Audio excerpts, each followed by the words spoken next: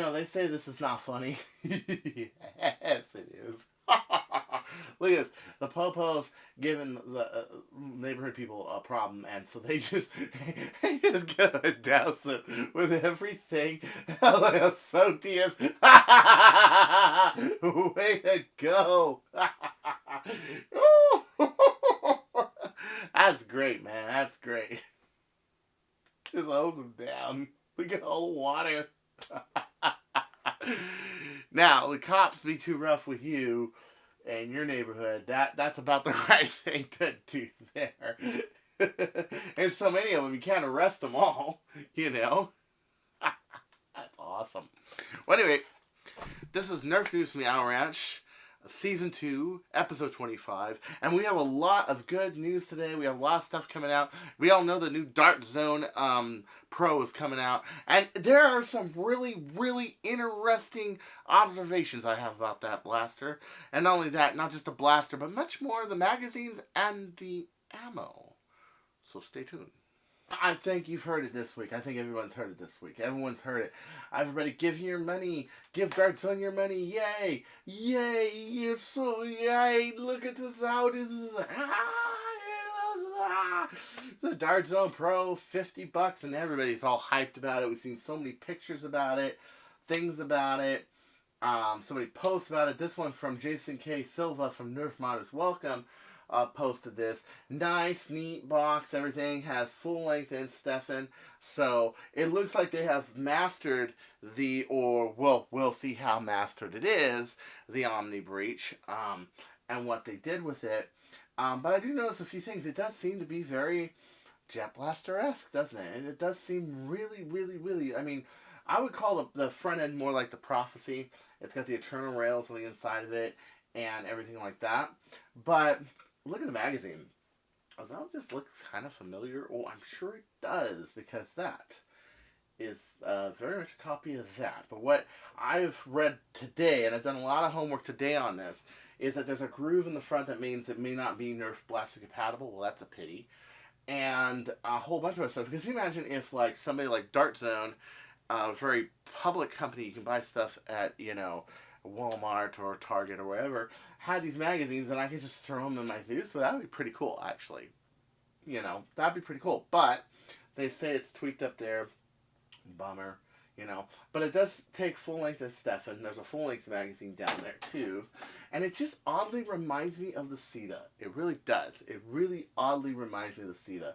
Long tube. I think the spring goes all the way in there. If it does, that'd be a really good idea. If not, we'll make a full spring go in there. Yeah. So I was noticing all of this stuff, the pins, everything else, the pin assembly for the barrel. We'll have to see how janky it's gonna be or not. But I don't think it'll be that janky, because you see this anchoring right here for the front barrel. That looks like that's gonna be pretty neat. That's gonna look pretty neat. But the one thing I noticed was the darts. Let's take a look at the darts for a second. The darts look interesting, okay, for two reasons. Okay, this is a CAD model. And of course, things don't always look as they appear. But they appear to be rebaited flat heads with vent holes on them. So imagine like a worker dart, okay? And you all know what I think about flush rivets, and that darts should really be a little bit more aerodynamic, like the handmade ones, like these ones are. Well, these have two little things on the side. Well, at least they're not in the front. That's good. And at least it's not a big thing on there. That's the other thing. But I noticed a couple of little tightening rings. You notice that the foam appears to get thinner on the inside here and fatter right around there. So is that to give it a better sealing into the breach? Or what is that for? And this looks almost like dead on like a katana. Okay, here is a prototype of the original katana. I have 3 of these. The ones without the reinforcement line on the center that never went to public. Yeah. And look, the locks, they just seem to be the same. Like they just straight out copied this. I mean, look at that. Except for the ribs here, which I think they're running a channel on the ribs down there, which of course would make it so it bends like this. So people that like to hold their blasters like this, which no one ever does, that will help you. And yeah, so look at that. But you know what? I think it'll be a matter of time till somebody makes, like, maybe they fit straight into a jet adapter. If they do, ooh, yeah, I know those guys will get mad. maybe get some lawyers and sue or threaten them, you know, like they were going to work her, but we never heard anything about that. About the wonderful, wonderful, wonderful Talon mags. Yeah. But maybe we could hear, especially if it fits directly into one of these. And if it doesn't, I'm sure that people are going to make adapters for them and what have you. The full-length darts are like these, but they have 3 choke points on the foam. Now, I'm wondering what these are going to look like in the darts. There's, 4. There's 4 of them. 1. 2, how bad are these going to wear down? Is it going to be pretty soon just flat foam? Because you can get them, and you have these 4 little fatted parts when you're talking Stefan 2, where you get them, and yay, right away you're doing 150s, and then these peter out, they get thin, and all of a sudden you're shooting like 110, 120. It could happen. Or will they stand up to the abuse of normal Nerf plates? I mean, who knows, right? The only way to really know is to get one. Now, what I do like about this is it's kind of bringing Stefan into the community. I have said this from the beginning, that Nerf should just make a small dart format. Just like a Stefan dart format. Because the packaging for these darts would be less than the big honking packaging you need for the full lengths. Your packaging would be smaller. Your the amount of foam you need is smaller. They're much more handy. Okay. They're nicer. I mean, they fly nicer for higher speeds. And I'm wondering if Nerf is going to answer back with that. Now, why do I think Hasbro might answer back with that? Because there's still one variable that is yet to be uncovered. Ultraline. Yeah. Is the Ultraline like this? Like a ultra competitive line where they're shooting Stefans or other types of blasters that can shoot faster? Or is it just a extension of the Elite line or an extension of the Rival line? I mean, who's to know? But I can tell you right now that I think that if Hasbro does not answer back with something good, that you're going to see a lot of... Remember, it's not just the older kids that buy this. It's the younger kids that buy this because they want to be like the older kids, right? So you might lose a lot of market share if, if Hasbro does not pony up to the competition and does not offer something like this. Now, this is, of course, the other real drag side of this is it's mail order only. You can't get it in Australia or UK. It's US only. And that's because, of course, the standards of what you can sell a blaster for in the United States, you know. And the weird thing is, we thought that this looked like, for a second, like the prototype mag that we saw in an NF Strike video, which was another Katana fake. But it ended up being a little different. But it wouldn't surprise me if the guys in NF Strike got a hold of one by bribery, money, influence, you know. It does seem to have a bolt sled. It does seem to be a lot like a Retaliator. The bolt does seem to be behind the bolt instead of in the middle of the bolt, which actually would be good for following. And probably won't have the same plunger tube problem that the Jet Ceta has, where it breaks. Because they balance their weight better, and hopefully they didn't decide to do what they did to make it just totally fixed to fasten to the sides. Hope they put some flexibility in there. There's a few points of failure I can see that are possible. One is, of course, the play. 2 is that this is a barrel sleeve. How well does this barrel sleeve go into here when changing your barrel volumes out? 3, those darts, like I said. And 4, this, just how rugged is this takedown going to be and put together going to be? And of course the plastics. They just decided to use a shitty plastic, but I don't know. From here it looks pretty sturdy. It looks pretty spot on. I think the magazine looks a little cheap, but so would anybody that just goes and copies my design. No, by the way, you have an idea for a Nerf thing, just keep it to yourself. Why do I say that? Keep it to yourself so somebody offers you a significant amount of money. Unless it's like modding a blaster. Let's say modding a Sharpfire or modding a Bird of Prey or whatever. Why? Because, one day you'll do it and the next day you'll see 5, 6, 10 different people copy this shit. Because that's just the industry we're in.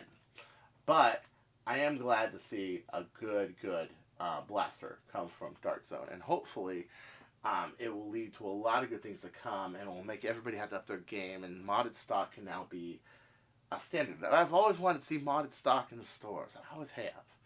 And this is like getting closer. So this Friday I went back to Tag Ops. They were having a game, a glow game, $13 for a round of glow tag.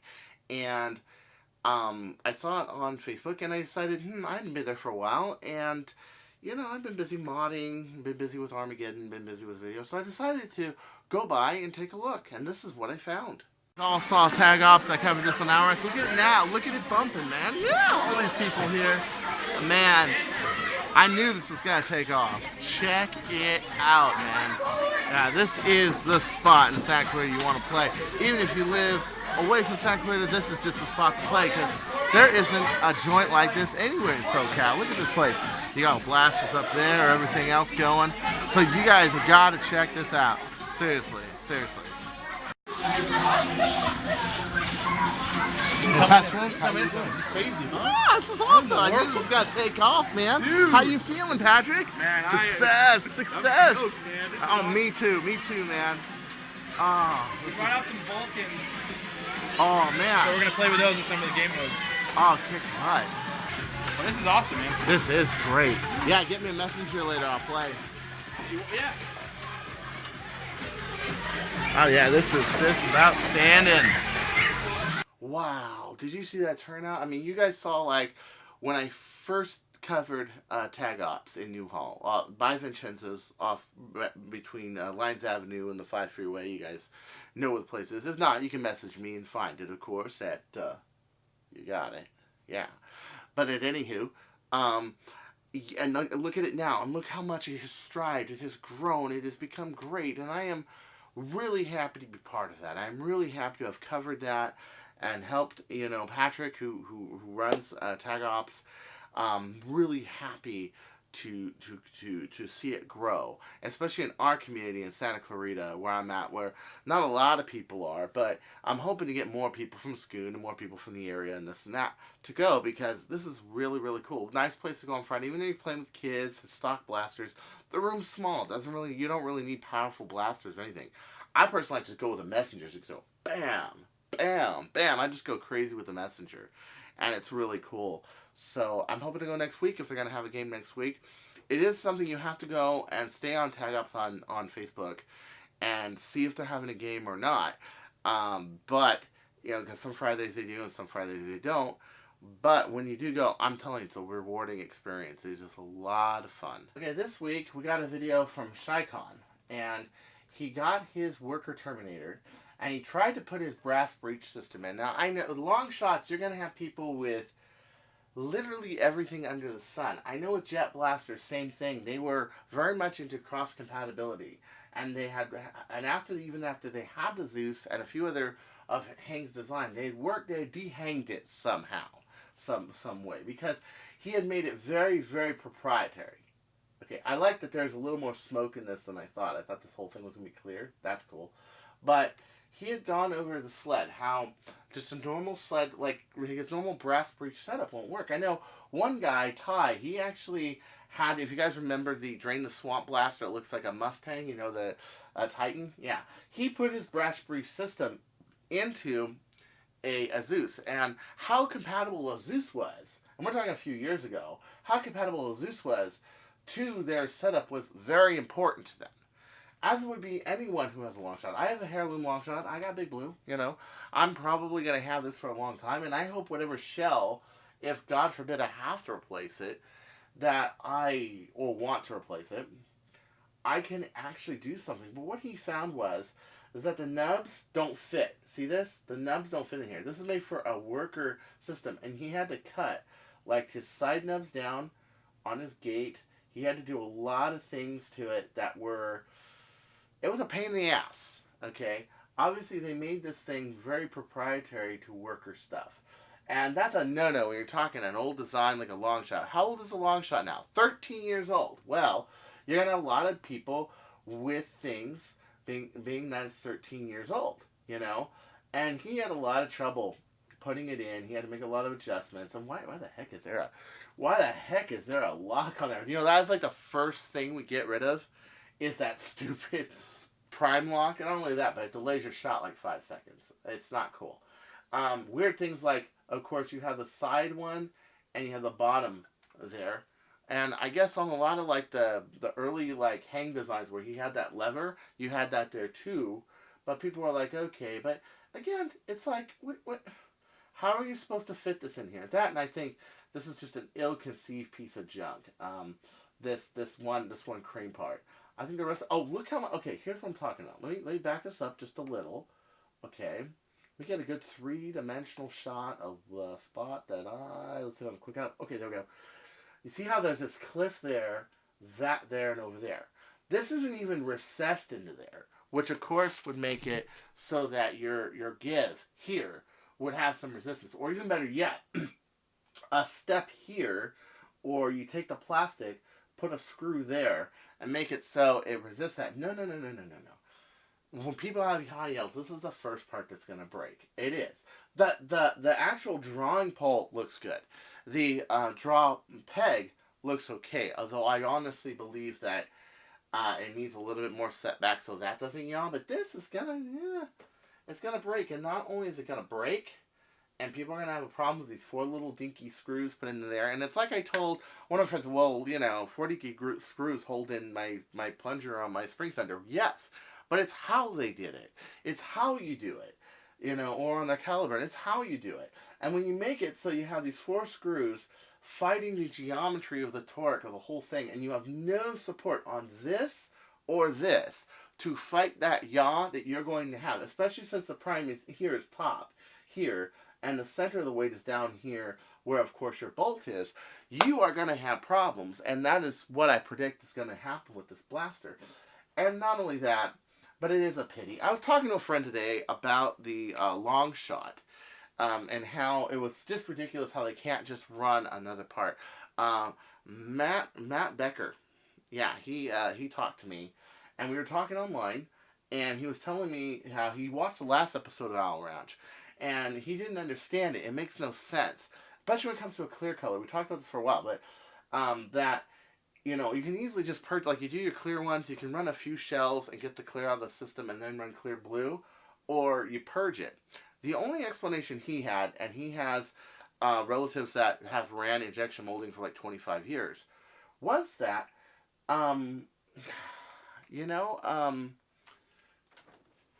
yeah, it's the purging. This might be such a big piece of tooling that maybe worker in-house didn't do it. Another speculation. We don't know for sure. The real answer will come out one day, I'm sure. But why they just can only run clear, which is ridiculous. So you can easily just switch out, purge the system, and switch out whatever colors you want. It's much more economical and feasible to do that and have more options and have more selling options than it is just to have one color. Okay, so he had this really interesting idea of, yeah, maybe they had to go to third party, and maybe they charge a lot for purging the system and the molds, because that is a really expensive part of the process. When you're running the plastic through the system, running the first time, it's easy. Like just one, there's a part, another, there's a part, another, and then seriously, injection molding goes that fast. Another, there's a part, another, there's a part. But then you have to purge and clean everything out. And it's not like they're going from like black to white or something like that, or like blue to yellow, where when you have things out of color, they tend to mix together and they mess up the color of your item. So you have to do a really good job purging it. Another thing, when there were some people that said, well, you can just dye it or use polycarbonate paint. Yeah, you can use tomato polycarbonate paint, sure. Why should you have to? You can spray paint it, sure. Why should you have to? You can dye it, sure. Why should you have to? I sure as hell don't want to start a freaking dyeing operation in my house. I don't want to like fill up my whole fucking bathtub with dye and then put some parts in there and let them dye and then pull them. I don't want that kind of mess or complication in my life. I mean, do you? Especially if you're paying $113 American for the shell. Ridiculous, just ridiculous. Why? But I'm sorry, but if we're in the modding community, and the companies have to cater a little bit more around us than us around them. Okay, you got like a long shot shell, like a normal long shot shell. Nerf makes it. You want to paint it. It costs $35 to buy this long shot. Fine. Okay, but when you're making something special after that. And I'm not saying they should cater to every little color request that people have, but at least the basic ones that the rest of the product line offer would be good. So at any rate, that's my 2 cents on the Worker Terminator. And I really want to thank Matt Becker for chatting with me, talking to me. We talked about a lot of other stuff. This is basically this and everything else.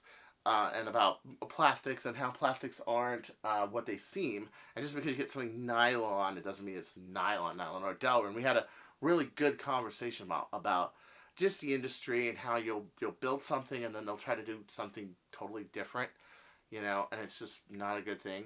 And so it's really interesting. So I want to thank you for chatting with me, because some really good points here. But so far the people have gotten it. It's been ho-hum with the Terminator. So let's move on, shall we? So Brian Hoffer gave us our first look at the Nerf. I almost called it Adventure Force.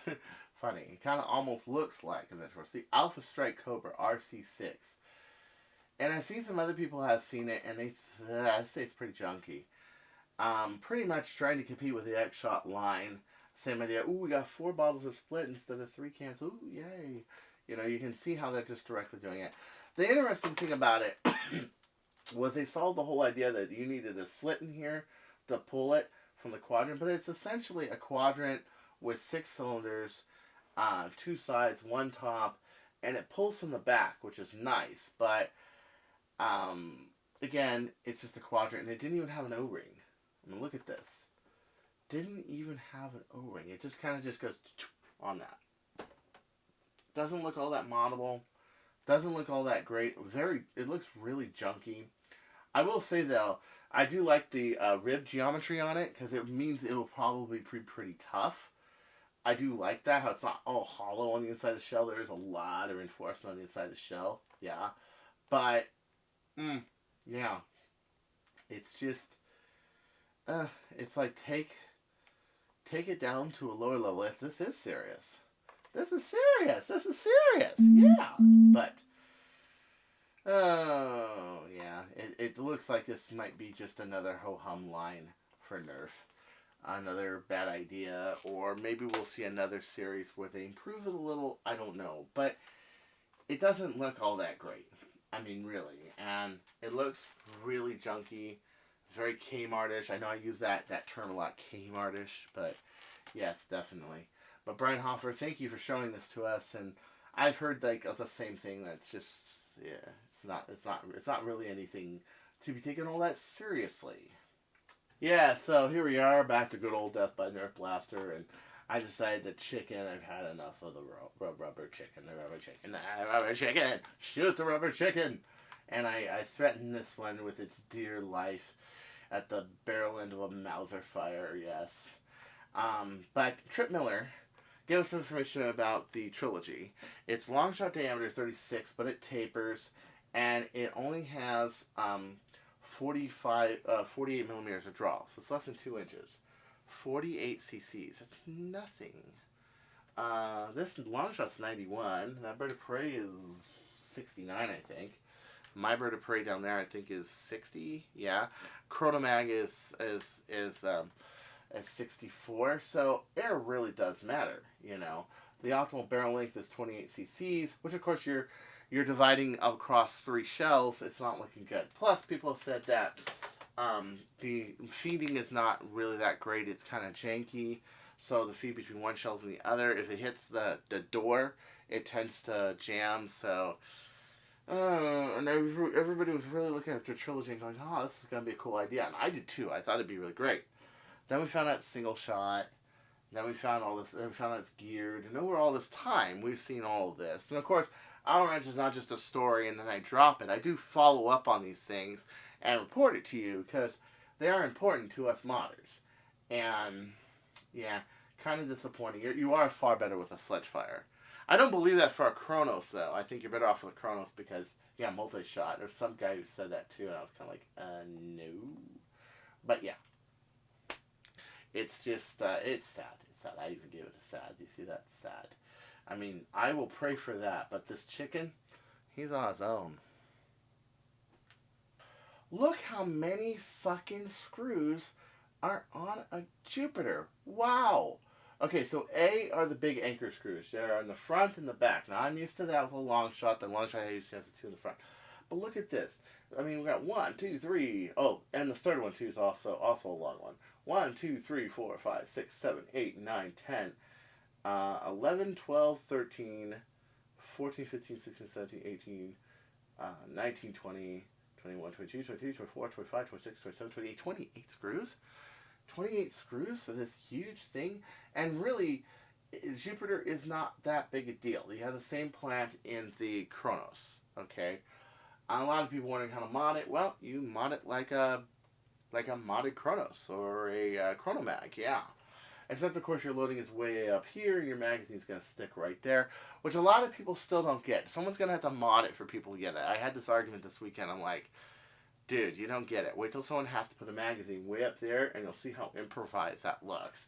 And how far away your mag release is going to be from the trigger, and how far away your mag's going to be. It's going to be ridiculous. You know, it's going to look like crap, you know. It's kind of like that hit the bottle with the cap of the bottle and spin it off with your blaster.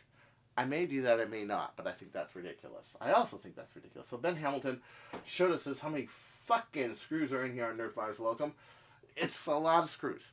It's a lot of screws. It's too many screws. I mean, I think a Jupiter's a good blaster, but you're screwed. I mean, it's just screwed.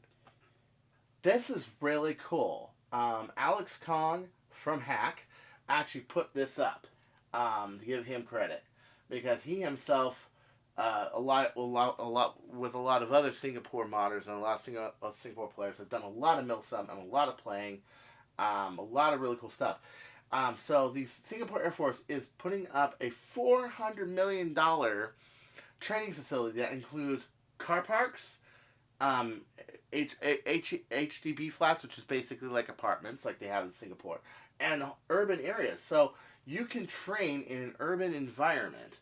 I've never seen anything like this. I've seen they have small towns like this for like car chases at like the FBI training facility, or like, you know, CIA Langley, Virginia. And they'll have like a block or two, but nothing this extensive. And it's basically all laser tag. So they're using the guns with the lasers and stuff. Oh man, wouldn't it be cool like that if they had something like this for Nerf?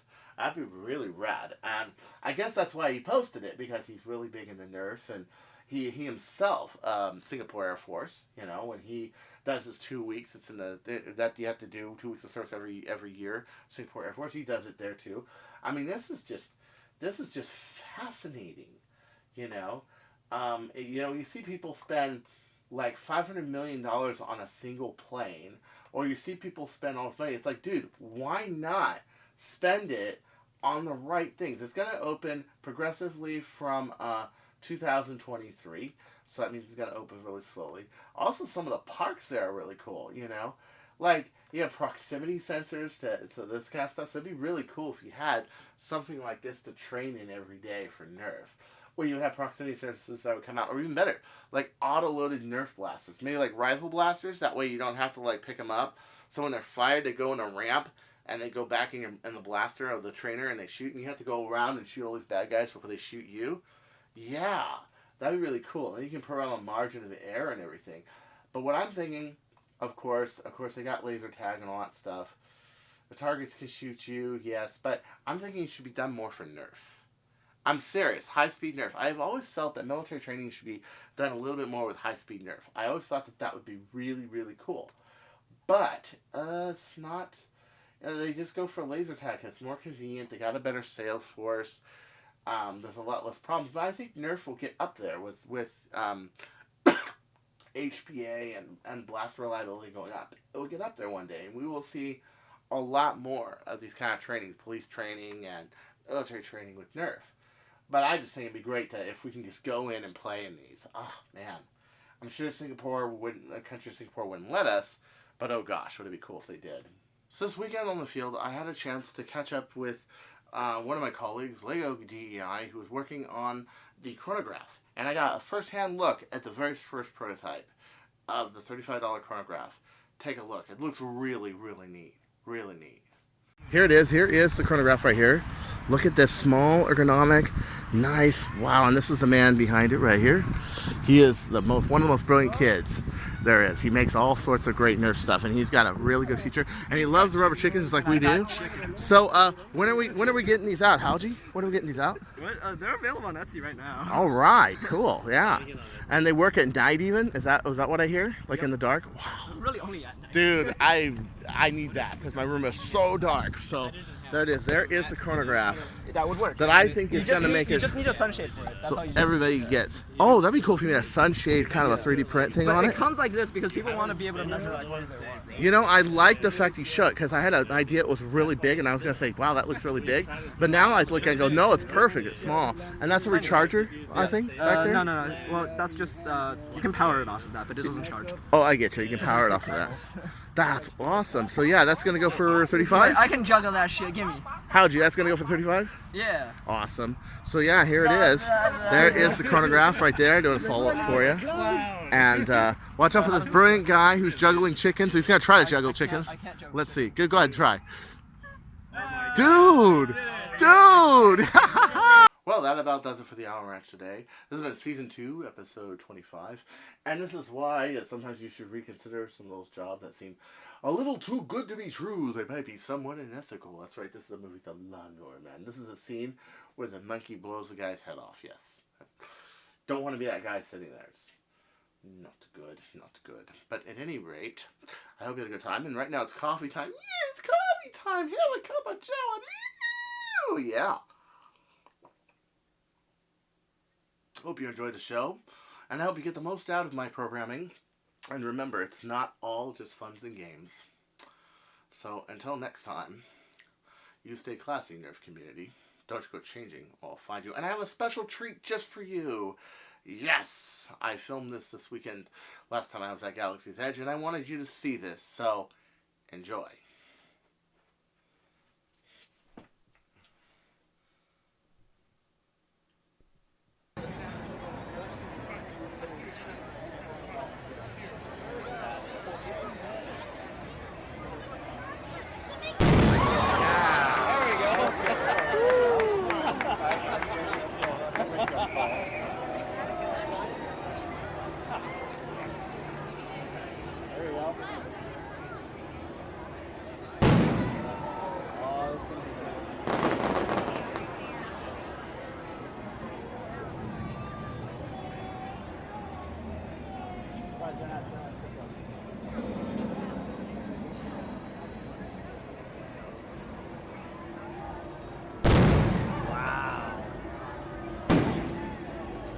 It's like that if you sound in front of Toontown too.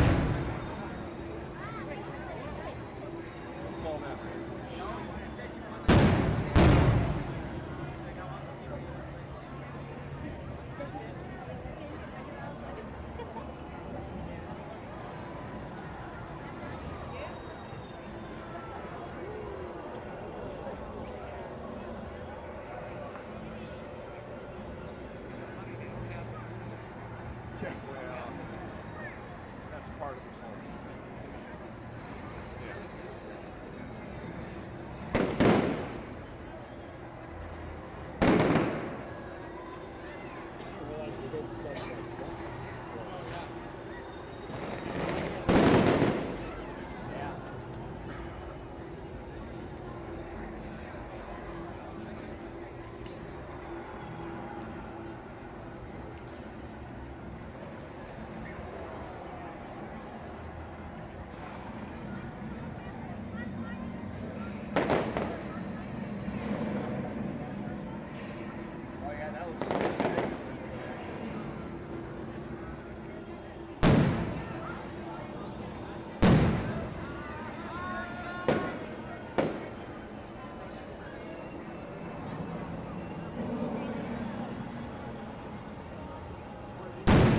right back here, don't we? It's pretty close. Yeah, Toontown.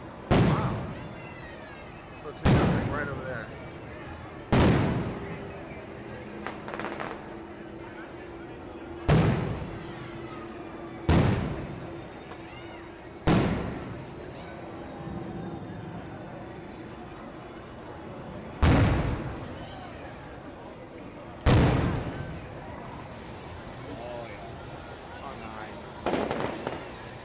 My new favorite fireworks spot.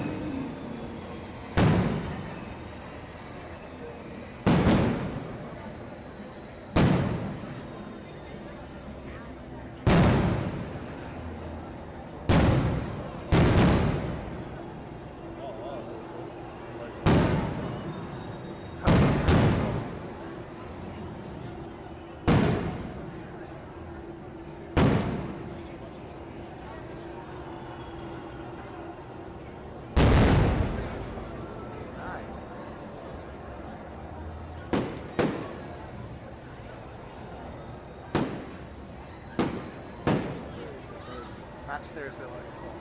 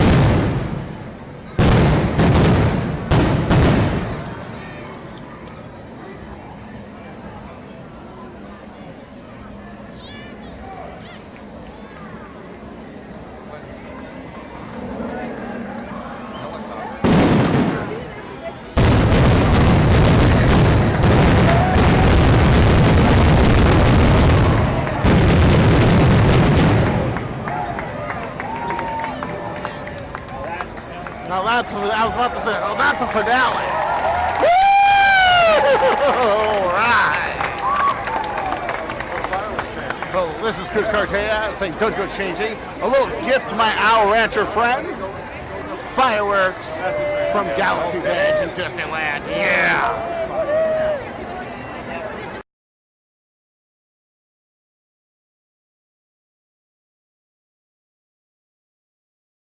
But I can tell you right now, thank you for falling over. Okay. Shoot that again.